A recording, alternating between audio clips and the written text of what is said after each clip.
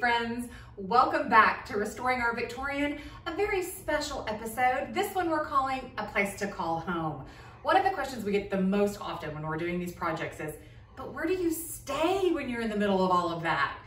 We stay at the project. We have truly camped out and roughed it in ways you would not imagine. Our favorite probably being the time that we showered for several months on the back porch with curtains draped around us after dark so the neighbors couldn't see. But this time we're so fortunate. We have little Janie here next door to Melly that is completely habitable. She's just gross. She's dirty, she's unloved. Nobody's lived here for 7 years, so the filth is unbelievable.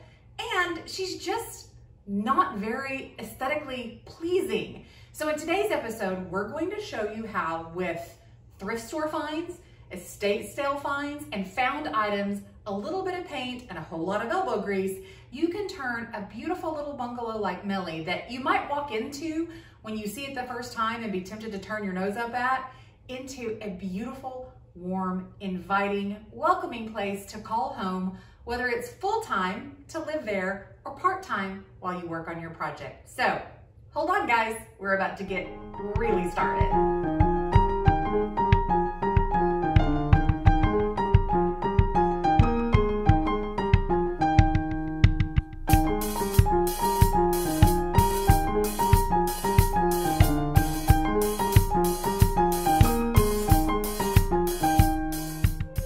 All right, Lane. All right, Kevin. We just got back from a long, hard weekend. Yes, we did, and I'm tired and want to take a nap. But we accomplished a lot, right? We did. We got a lot of paint in our hair. There's yes, some right there. Yes, we did some painting. There's some right there. Hey, did I get any paint on me? No, you're good. Okay. You're good. We did like a 24-hour makeover on little Janie. Yeah, if you like before or after. This is a great before after. Well, so we had to get Janie ready because, for one thing, when we go to Monticello, we need a place to stay. Yeah, right? We had all the stuff ready in the attic. All we had to do was just buckle down and get it done. All that is going to Miss Janie. So what I don't want, as people watch this video, is to be sitting there going, yeah, you can do this in one weekend if you have $1 million to spend on furniture. Because everything in that house, everything is a bargain. Yes. A bargain. So we shop. Antique stores, estate sales. I think. Okay, I got in trouble on point one. I can't think of hardly anything in that house that actually came from an antique store except for one bed. Everything else came from an estate sale, a thrift store, a garage, like a non-traditional garage sale. And if we see a super awesome good deal, we're going to grab it. Yeah. And by super awesome good deal, deals that I will even say we should buy that. Well, the rocking chair in the living room, I was like, we don't need a rocking chair in the living room. No, but it was this great rocking chair, amazing rocking chair, right? It's pretty. Right. Oh, it's beautiful. No, what I said was $15. We don't need a rocking chair. I didn't say we don't need a rocking chair in the living room because we didn't know where it was going to go yet. Well, I said, we don't need this rocking chair. Right. It was $15. $15 for this amazing piece of furniture, and we got how many things that day? Oh, 7, 8, 9 things. Most of the things in that house came that day. So let's kind of go through where some of the things came from in each room, and what we actually paid for them. All right, you know what? My first priority of where we got things. What? From our friend's warehouse, because when we were there, my dream is an old Corvette. Like what year? Like 56. Yeah, 56 exactly. And so we visited our friend's warehouse, and they had a 56 Corvette. And they're really good. I got to drive it. All right. Here you go.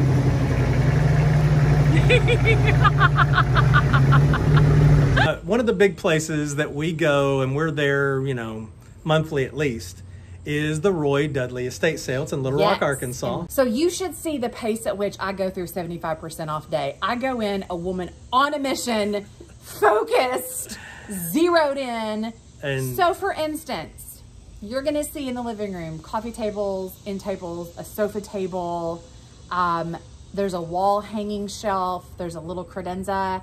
I bought all of that on 75% off day. I didn't pay more than probably $25 to $50 for any of those pieces. Oh, we'll hold on while you call 911 and get the, because you've had a heart attack. The couch and chair came from the house next door. Came from Melly. They're found, so they were free. Well, a lot of the things from some of the houses that we buy, they are full of things, and we use a lot of those things. If we can get the cat pee off. That seems to be kind of an ongoing issue that we have to work with. Yes. And if there's too much, it's best... Disclaimer, that's why the dresser got thrown away last week in the video. So I think the lesson to be learned here is that Kevin and I will go to great lengths to save any salvageable piece of antique furniture, correct? Correct. This week, as a matter of fact, we took a couch and chair out of Melly that were also saturated with cat urine. And what did we do with them, Kevin? We took them to the car wash. To the car wash. So, look, we promise if you ever see us throwing something away, it's not salvageable. Now, the pieces on either side of the arched artwork, the metal pieces, were a birthday gift from your parents. My parents bought me those probably 7 years ago, and I fell in love with them because I'm a frustrated Egyptologist, and I thought the ironwork in the middle looked like the ancient Egyptian symbol for worshiping the Aten, and I thought it was really beautiful. It does. And I've had nowhere to put them. And I've wanted to put them several places, and they've just never fit. They have never decorated. They've been outside in the yard, leaning on a fence, not even decorating the yard, leaning on a fence. And we were loaded up, ready to go. And I said, I want to take those. And I think they're kind of the showpiece of the front room, really. They're beautiful in there. I think one of the things I really want to talk about is the fact that people walk into these older homes and they're filthy. They're disgusting. And people can't see. It's hard to see beyond the filth. And it was dark, too. Right. I mean, the dark country blue 1980s paint was depressing, made the ceilings feel so small. It was filthy. It smelled like cat pee. That's going to make 9 out of 10 people turn around and walk out. And unfortunately, the people who won't turn around and walk out are usually flippers. But I want to encourage people who are looking at these smaller homes that you walk in and you're like, oh, this is disgusting. Try to take a moment to stand in the space and say, does it have electric? Does it have AC? Does it have running water? How can I transform this space? Is it solid? Is it solid? Is the foundation good? Is the roof good? If those questions are yes, then you can take literally a weekend. We took 24 hours. Yeah, and most of the smell, where was most of the smell? In the carpet. In the carpet. We pulled that carpet out and it's gone now. That carpet was gross. It was disgusting. Typically, I like very bright interiors. I don't want to do just a white because that's stark and it's trendy. You're never going to see me paint anything gray because that just makes me mad. So we decided to go with this warm, it's a true cream. Right. It's like an ivory white. Yeah. Just to brighten it up. Right. But to make the space feel bright and light and airy. And don't you feel like that living room looks twice as big now as it did? For sure. And what did I get? I got a new toy. It's this awesome paint sprayer, which we're going to really need a good one. So we went and got a good one. 3 houses to paint right now. Yeah, we've gone through 2 or 3 paint sprayers before. So we bought a Mac Daddy. Yeah, we bought a good one this time. So we because we have to paint so many, and I loved it. It was fun. He used it. He could use it for the first time, and it took like an hour. We needed it too because we had a lot to do. Yes. So then we hustled up, got that room cleaned out, and put all your beautiful furniture in there.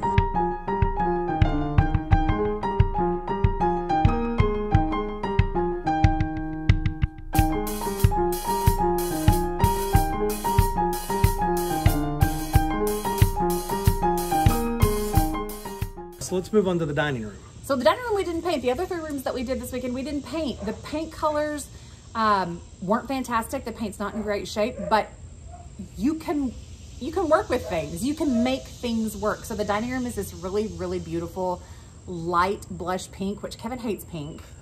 He hates this one I don't see in, say, pink. Well, so there you go. But I love pink. And I used to not use it in decorating at all, but I've kind of gotten to where I really like the color. But we went, but I used kind of a mustard yellow as the contrasting color in there to sort of bring the warmth into the room. And again, we had all that furniture we had except for the dining room table. And at our friend's warehouse, Eternal Garage Sale. Do I need to put the video in again of me driving the van? No, you don't need to put the video again. Oh, okay. We got the dining room table and chairs for $200. $200 for it. And it looked horrible. It looked absolutely awful. It was dry. It was nasty. But there is this incredible product called Restore-A-Finish that I have used for 20 years probably on antiques. You put a good slathering of Restore-A-Finish on a piece of antique wood furniture that's dry and looks brittle, it's gonna look brand new. So I spent, I don't know, maybe 45 minutes and a $10 jar of polish, and we're good to go. It looks like a brand new table. Beautiful, right? Yeah, it looks so, so good. Yeah. Every room has a room full of cheap things and then one splurge. So in the living room, the splurge was the rug. I spent $299 on a 10 by 10 carpet because I wanted a really beautiful carpet in there.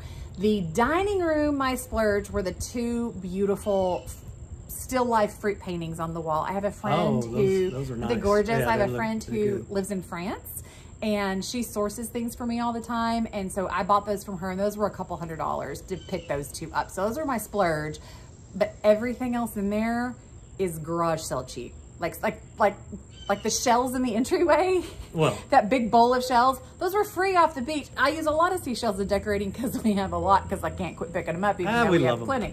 It fills us with peace to see them. It really, really reminds us of being on the beach. Yes. So those are in the living room, and there's some in the dining room. The pink plates in the hutch, those were a birthday gift from my mom and dad, but we got those at the estate sale, 75% off day. You'll see a lot of lavender. I use lavender around the house a lot. First of all, because it smells delicious, and that helps cut some of that just old. That house has been closed up for 7 years. The last owner died 7 years ago, and nobody's even been in there for 7 years. So a lot of the smell was just like stale. It wasn't moldy or mildewy, but it was just dirty from 7 years of being closed up. So the first day we spent just scrubbing, cleaning. And last weekend as well. Yes. And then, so I use that lavender to bring the fresh smell into the house, a natural smell, and that beautiful purple color looks great everywhere. Pretty. It's beautiful. And it smells good. And I have a good friend on Instagram, Alicia, who lives in California, and she grows lavender, and she sent me a ton of it, so it was also free. Ah, look at that. Yes. All right. Beautiful. Wonderful job with the dining room. Thank you. Makes me want to eat there. I know. I kind of want to live there now. I'm ready to move there. I know. All right, then we finished out 2 bedrooms. Yes, so there's 3 bedrooms total. One of them is full still of the former owner's stuff, and we have to go through it, so we haven't tackled it yet. Possible treasure. We're gonna be doing a video of the rummaging through the stuff, so that'll be a treasure video. But I went ahead and did like a girl's bedroom and a boy's bedroom, because there's one bedroom that's painted that light blush pink, that's the dining room color, and then one bedroom that's painted this great kind of jade green. And the jade green looked depressing and awful when we first looked at the house because it had dark drapes and it was filthy. But once we cleaned it and changed the drapes, put some lamps in there. And where did the bed come from? The bed came from Melly. We kept finding pieces. It's like it was scattered. Of the bed everywhere. Like there were pieces everywhere. And we finally pieced it all together. Like, we have a whole bed. There's a whole bed right here. So bed was free. Some beautiful artwork. I love your artwork. Well, the fox is my favorite. The fox. That room, the fox was the splurge, because I bought the fox in Amelia Island, Florida, and I fell in love with him because he was whimsical and I had to have him, so he's the splurge in there. But everything else, garage sale, estate sale, the dresser, that beautiful flame mahogany chest of drawers, that came from a little antique store in Georgia. I think I spent $150 on it. The paintings, $10 a piece, maybe. The bed linens, TJ Maxx, $15, but you put it all together and it looks... You have somebody like her that can put it all together. It helps. You're sweet. But then there's the girls' bedroom, which is my bedroom. And the splurge in there is that half tester iron bed. I had never seen one before. So that was my splurge, and I think I paid like $800 for it. It was very expensive. But it was a once in a lifetime find for me. Everything else, the chest of drawers came from the estate sale. I think I paid $50 for it. The blue chippy piece I got in Texas and hauled it up here. I think I paid $75 for it. The 2 little ballerina pictures were a gift from my mom. She paid $15 for those. Oh, I like those. I hadn't seen those. The 6 bird prints, $20 at a garage sale. Ooh, really? Really. See, that's awesome. Really. And then of course I collect books. So I just have like books everywhere. I pick them up all the time. And you know, a lot of those coffee table books you can pick up for $2 and $3 at a thrift store, but they make great filler, fantastic filler. I'm real thrilled with what we accomplished. But I think we really transformed that house in 24 hours. I feel like it's a completely different place. I love it so much. I would move into it. I really would happily move into it and live there. I didn't want to leave it when we were done. I do think doing it in 24 hours was a little too much. Every so muscle, tired. Tendon, bone, ligament in my body hurts today. We worked hard. I'm gonna take a nap when we're done with this. But I'm really, really pleased with the way it turned out. And then once we get the outside done, we're gonna redo some simple changes to the kitchen. And then once we get the outside painted, it's gonna be a new place. I wonder what color we're gonna paint the outside. We know, but we're not gonna tell you till we paint it. I'm so excited. So we hope you love what you see with what we did with Janie. And again, I hope it proves to you that not all rehabilitation work and restoration work is replacing joists and jacking up houses. Sometimes if you can be brave and you can see what's really under the dirt and under the mess, that there is a treasure to be found. So be brave, tuck in, work hard, and make your own little Janie just for you. Amen.